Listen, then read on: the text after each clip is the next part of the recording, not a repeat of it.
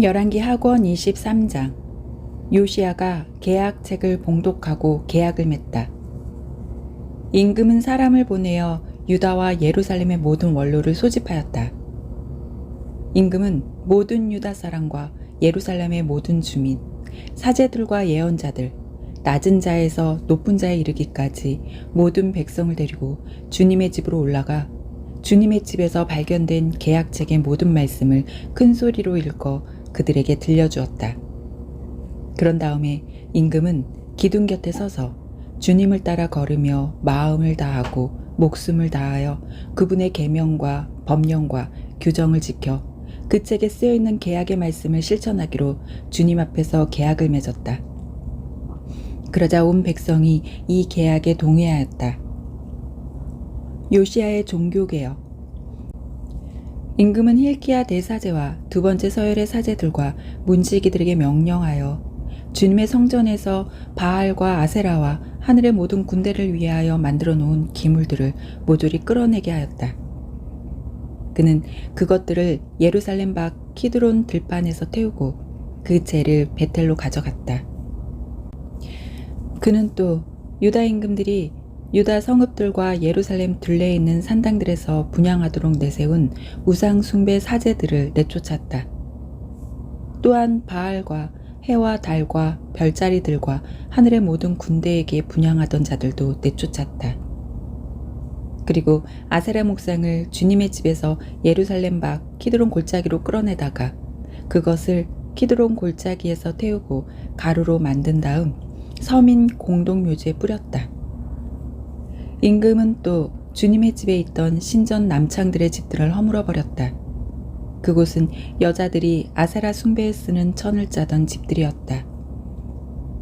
그는 유다 성읍들에서 모든 사제들을 불러들이고 게바에서 부에르세바에 이르기까지 그 사제들이 향을 피우던 산당들을 부정한 곳으로 만들었다. 성읍 대문을 들어서면서 왼쪽으로 여호수아 성주의 문이 있었는데 그 문 어귀에 세워진 대문 산당들도 허물어버렸다. 산당의 사제들은 예루살렘에 있는 주님의 제단에 올라가지 못하였지만 자기 동료들과 함께 누룩없는 빵은 먹었다. 임금은 벤 흰놈 골짜기에 있는 토펫을 부정한 곳으로 만들어 아무도 제 아들 딸을 불 속으로 지나가게 하여 몰록에게 바치지 못하도록 하였다. 또 유다 임금들이 주님의 집 입구 곧 그 경내에 있는 넷이 느탄 멜렉의 방 곁에 세운 태양신에게 바친 말의 상들을 파괴하고 태양신의 병거들도 불태워버렸다. 임금은 유다 임금들이 아하즈의 옥상방 지붕 위에 세운 제단들과 므낫세가 주님의 집 두 뜰에 세운 제단들을 허물고 부순 다음 그 가루를 키드론 골짜기에 뿌렸다. 또 임금은 이스라엘 임금 솔로몬이 시돈 사람들의 혐오스러운 우상 아스타롯, 모압의 혐오스러운 우상 크모스, 그리고 암몬인들의 역겨운 우상 밀콤을 모시려고 예루살렘 동쪽 멸망의 산 남쪽에 세운 산당들을 부정한 곳으로 만들었다. 그는 기념 기둥들을 부수고 아세라 목상들을 잘라낸 다음 그것들이 있던 곳을 사람의 뼈로 가득 채웠다. 베텔에 있는 제단과 이스라엘을 죄지게 한 느밧의 아들 예로보암이 만든 산당, 임금은 이 제단과 산당도 허물었다. 그는 산당을 태워 가루로 만들고 아세라 목상도 태워버렸다.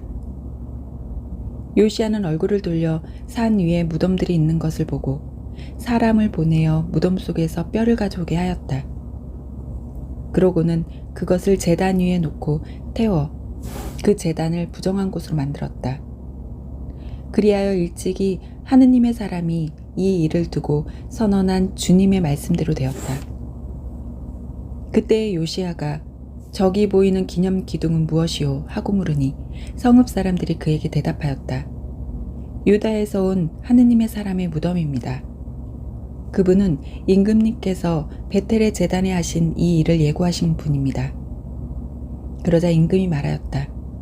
그분은 그대로 두시오. 아무도 그분의 뼈를 옮기지 마시오. 그래서 그들은 그의 뼈를 사마리아에서 온 예언자의 뼈와 함께 그대로 두었다. 요시야는 또한 이스라엘 임금들이 사마리아 성읍들에 만들어 놓아 주님의 분노를 돋은 모든 산당을 베텔에서 한 것과 똑같이 없앴다. 그는 그곳 산당들의 사제들을 모두 제단 위에서 죽이고 그들 위에 사람의 뼈를 얹어 태운 다음 예루살렘으로 돌아갔다. 요시야가 파스카 축제를 지내다. 임금이 온 백성에게 명령을 내렸다. 이 계약책에 쓰여 있는 대로 주 여러분의 하느님을 위하여 파스카 축제를 지내십시오. 이스라엘을 다스리던 판관들의 시대부터 시작하여 이스라엘 임금들과 유다 임금들의 시대 내내 파스카 축제를 그렇게 지낸 적이 없었다. 요시야 임금 제18년에 이르러서야 예루살렘에서 그렇게 주님을 위하여 파스카 축제를 지내게 되었다. 요시야는 또 유다 땅과 예루살렘에서 눈에 띄는 대로 점쟁이와 영매와 수호신들과 우상들과 온갖 혐오스러운 것들을 치워버렸다. 이렇게 하여 요시야는 hilki야 사제가 주님의 집에서 발견한 책에 쓰여있는 율법의 말씀을 실현시켰다. 요시야의 나머지 계여. 요시야처럼 모세의 모든 율법에 따라 마음을 다하고 목숨을 다하고 힘을 다하여 주님께 돌아온 임금은 그 앞에도 없었고 그 뒤에도 다시 나오지 않았다. 그러나 므낫세가 주님의 분노를 몹시 돋우었기 때문에 주님께서는 유다를 거슬러 타오르는 커다란 분노의 열기를 거두지 않으셨다. 그래서 주님께서는 이렇게 선언하셨다.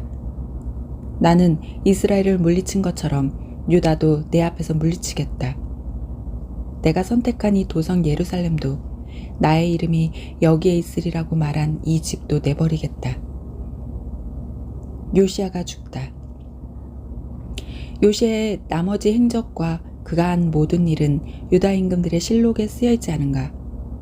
요시야 시대에 이집트 임금 파라오 느코가 아시리아 임금을 도우려고 유프라테스 강을 향하여 올라갔다. 요시야 임금이 그와 맞서 싸우러 나가자 파라오 느코는 무깃도에서 요시야를 보고 그를 죽여버렸다. 신하들은 죽은 요시야를 병거에 실어 무깃도에서 예루살렘으로 옮겨와서 그의 무덤에 묻었다.